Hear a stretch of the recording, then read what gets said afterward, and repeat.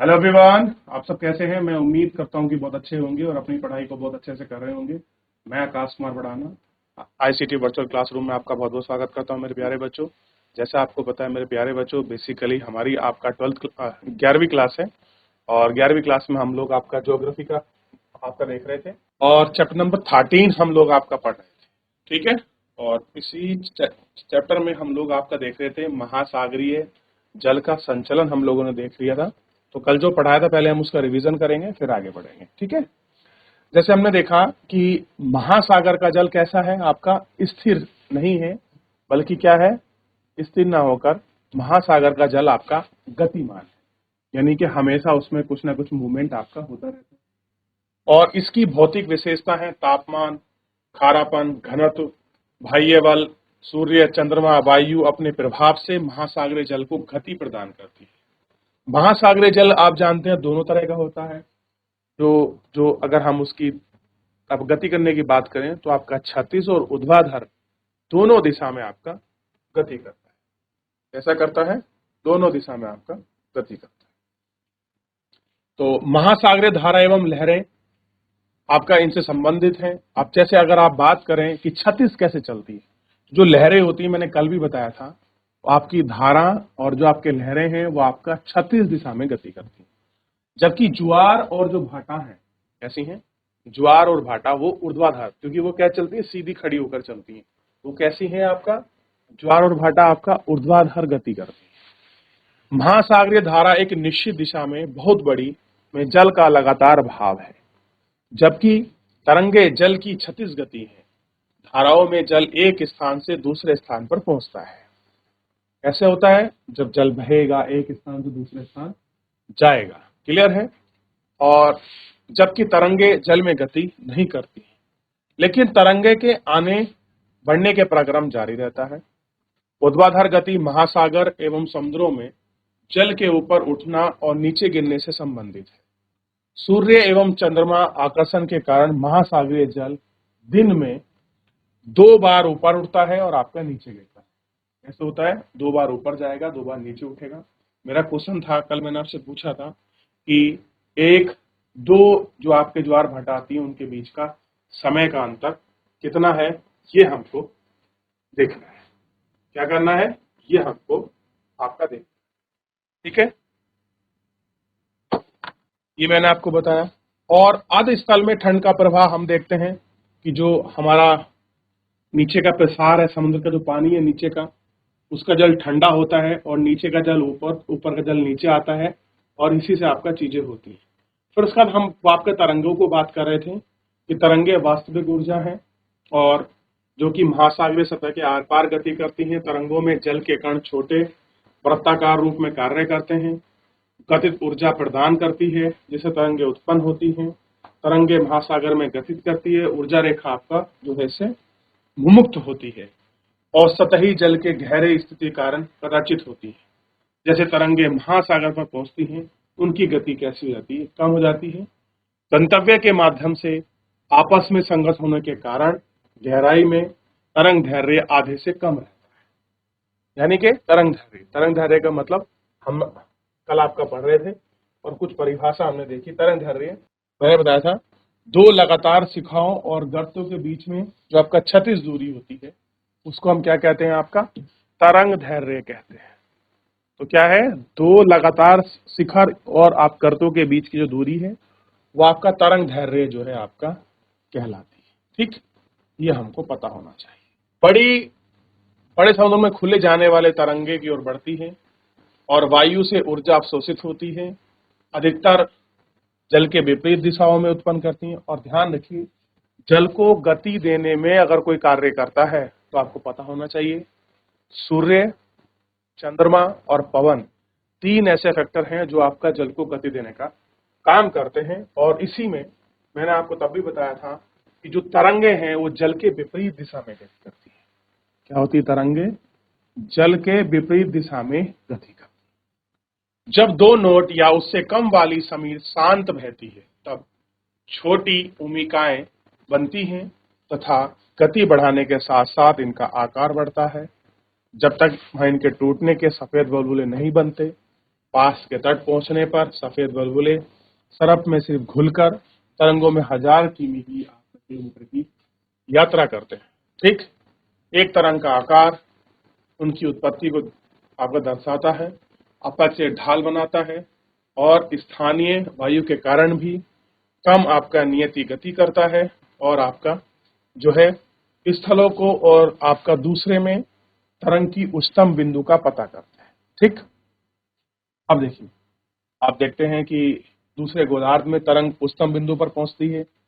क्या होता है, समय कितना प्रभावित करता है, क्षेत्र में क्या है, समय कितने आपका जो उसके ऊपर है वो आपको चल जाता है।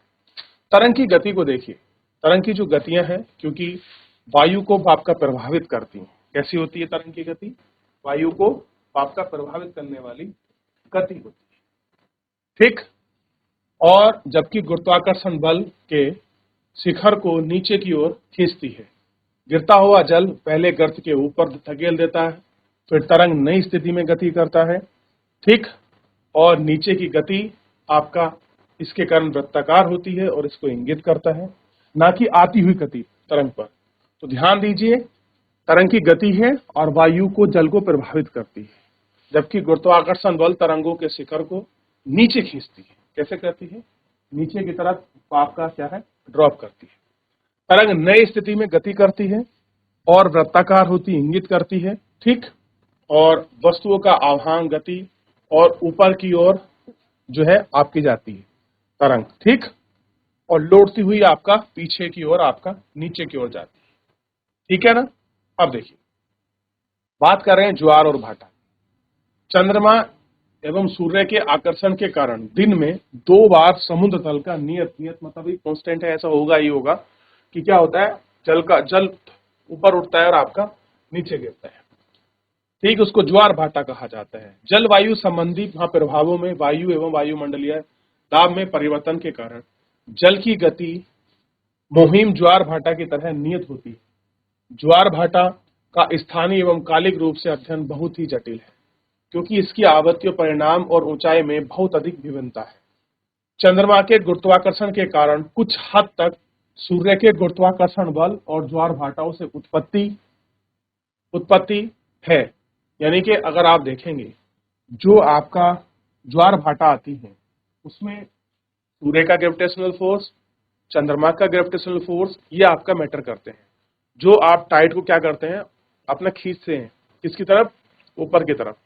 और मैंने आपको ये भी बताया कि सेंट्रीफ्यूगल फोर्स, अपकेंद्रीय बल क्या करता है, वो भी एक कारण है उस पानी को ऊपर उठाने के लिए। आप देखते हैं जब इस तरीके से आपका वॉशिंग मशीन चलती है तो पानी किस तरीके से आता है ऊपर को, ऐसे आता है ना। तो सेंट्रीफ्यूगल फोर्स पानी को ऊपर की तरफ उछालता है और ग्रेविटेशनल फोर्स किसका, मून एंड सन का, उसको ऊपर की तरफ अब करता है। उधर ध्यान रखिए, पृथ्वी का भी गुरुत्वाकर्षण बल उसको नीचे की तरफ खींचता है।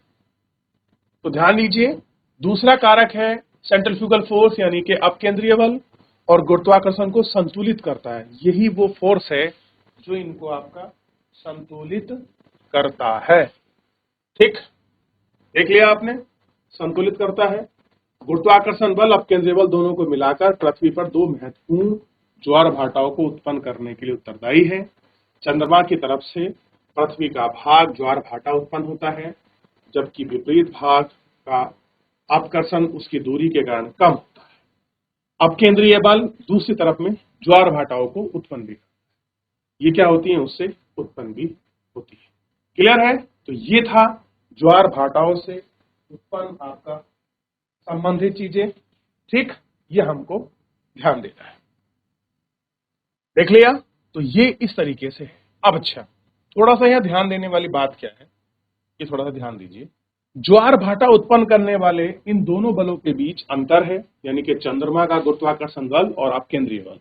पृथ्वी के धरातल पर चंद्रमा के निकट वाले भाग में अपकेंद्रीय बल की अपेक्षा गुरुत्वाकर्षण बल अधिक होता है।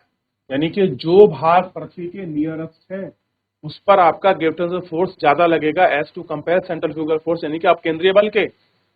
इसलिए यह बल चंद्रमा की ओर ज्वारीय उभार का कारण है।